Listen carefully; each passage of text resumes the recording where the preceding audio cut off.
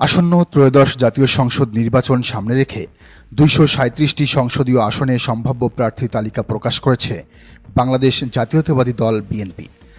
এর মধ্যে ঢাকা ১৫ আসনে ধানের শীষ পেয়েছেন শফিকুল ইসলাম খান মিল্টন।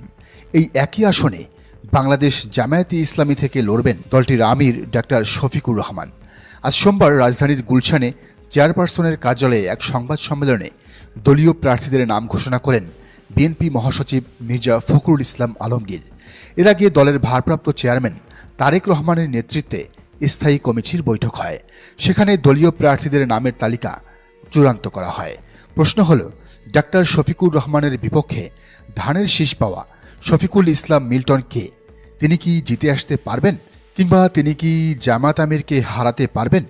বিষয়টি নিয়ে বিএনপিপন্থী রাজনীতি বিশ্লেষক মুশফিক ওয়াদুদের পর্যবেক্ষণটি জেনে আসা যাক। তিনি লিখেছেন, জামাত আমিরের আসনে ঢাকা ১৫তে বিএনপির ভালো প্রার্থী হয়নি।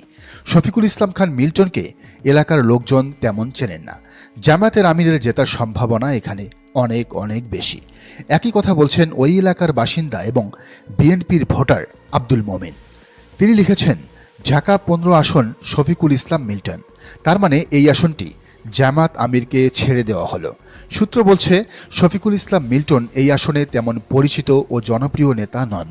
এখানে বিএনপির হেভিওয়েট প্রার্থী ছিলেন বিএনপি নেতা মামুন হাসান।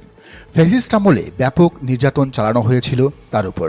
ত্যাগ তিতিকার উপর ভিত্তি করে যদি কাউকে নমিনেশন দিত বিএনপি, তাহলে এখানে মনোনয়ন পেতেন তিনি। কিন্তু বিএনপি সম্ভবত হারার জন্যই এখানে মনোনয়ন দিয়েছে শফিকুল ইসলাম খান মিল্টনকে।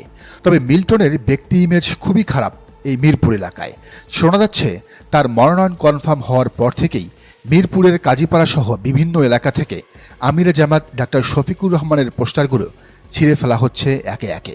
মূলত পেশি শক্তি ব্যবহার করেই এখানে জামাত আমিরকে হারানোর প্রচেষ্টা চালাবে সে। জামাত শিবিরের এ বিষয়ে সর্বোচ্চ সতর্ক থাকা উচিত বলে মনে করেন রাজনীতি বিশ্লেষকরা। ধরে নেওয়া হচ্ছে, এখানে মামুন হাসানকে মনোনয়ন দিলে হাড্ডাহাড্ডি লড়াই হতো জামাতে ইসলামীর আমির ডাক্তার শফিকুর রহমানের সাথে।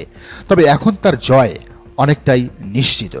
ভোটের লড়াইয়ে জামাত আমির ডাক্তার শফিকুর রহমানের প্রতিদ্বন্দ্বী ঢাকা মহানগর যুবদলের নেতা এই শফিকুল ইসলাম মিল্টন, যিনি ২০২৩ সালে কেন্দ্রীয় কমিটির সিনিয়র যুগ্ম সম্পাদক হয়েছিলেন। পরে কিছুদিন দলটির ভারপ্রাপ্ত সাধারণ সম্পাদকেরও দায়িত্ব পালন করেছেন শফিকুল ইসলাম মিল্টন।